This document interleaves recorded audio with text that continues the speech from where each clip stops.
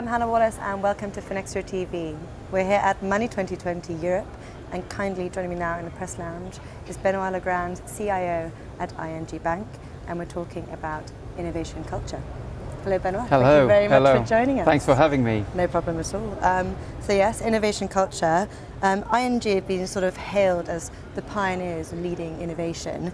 So to start off, can you tell us where you're getting all your great ideas? Yeah, well, we've got many great ideas, but as you said, I think we started about more than 20 years ago with ING Direct, right? So we have in our DNA an innovation culture. I think we like to be seen, and I think we are a bit of a challengers in this market, right? So getting new ideas, and we see things as an opportunity. So when our CEO, Ralph Hamers, 6 years ago, started to push innovation at the core, the very core of our strategy, I think this started a very structured project on changing culture, right? But this change of culture happened on something which is genetically positive, I'd say. Sure. And how are you using that technology to sort of encourage innovation? Yeah.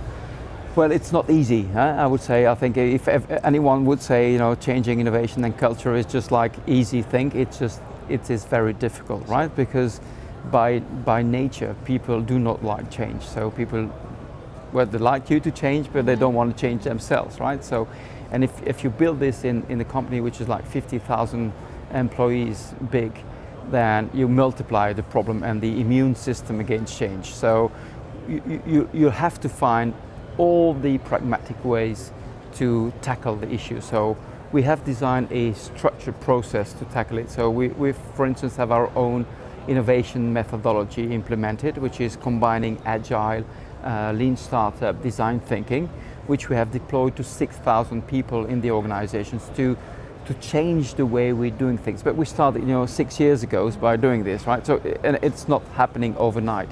There are a lot of things which need to be done, but if you don't do it structurally, I think it doesn't happen. Sure. It doesn't come by accident. Well, that's bound to be one of the challenges you experience as a CIO. But a little bit more on your role.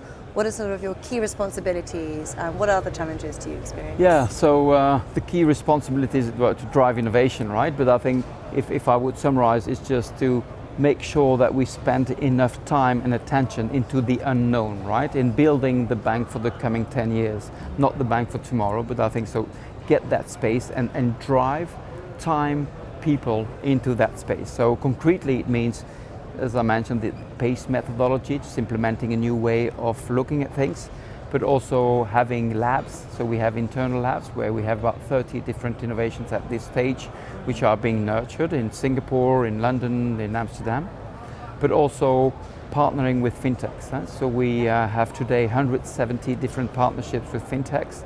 We have stopped also on the top of that 80 different partnerships because they were just, well, not leading anywhere. And we also have a venture capital fund of 300 million capital fund investing in fintechs, and out of which we have now deployed more than 200 million. So we like to have this very pragmatic approach of saying we don't know where the future is going to lead us, but we want to have all those means in this toolbox and use the one which is going to be more profitable or more effective to build optionalities. But so my role is just to cover all those changes, making sure that in 5 or 10 years we have built like something which we have built over the last 5 years in blockchain, right? When Forbes is mentioning ING as the top 5 blockchain team next to the Amazon and the IBM of this world, I think this is concrete impact which we can which we have developed. So this is what we're trying to drive. Sure. Well, we've definitely seen a spike in investment in fintechs. What does this have to do with providing customers with new experiences? Because there are some new demands. I think you're spot on, because it's not about innovation for the sake of innovation. It's not technology for the sake of technology. It's just because it is solving a customer pain. If you're not doing this, I think we invented the fridge because we had an issue with it, right? The car, because there was an issue moving from one place to another. So we are solving a customer pain, and everything we're trying to do in innovation we should be doing is just starting from a customer pain. If it's not there, it's just ego management of the product manager or whatever ego management of the innovation manager, which is not the point. I think the point of innovation to be successful is deliver impact at the service of the business. You know, you might have 200 people in innovation, but we will be successful if 50,000 people in the organization are changing their mind, taking a risk, feeling safe to go, you know, beyond what they ever think is possible. Right. And this is by doing it that we get eventually the company moving. And what I think I'm very thankful for working in a company like this, because as we have done it in the past, it brings some real stuff to have people believing that we can do this, right? I see so many people a bit depressed around us saying, well, shit, you know, the big techs and all those things are happening. Sure. We have our future in our own hands, right? So I think look at what we have. We can do a lot of things, right? We have knowledge, we have customers, we have brand, and we have to make the best out of it. So the future is in our hands. Fantastic. Well, certainly ending on a very positive note there. Benoit, it's been a pleasure. Thank you very much. Thank you very much again.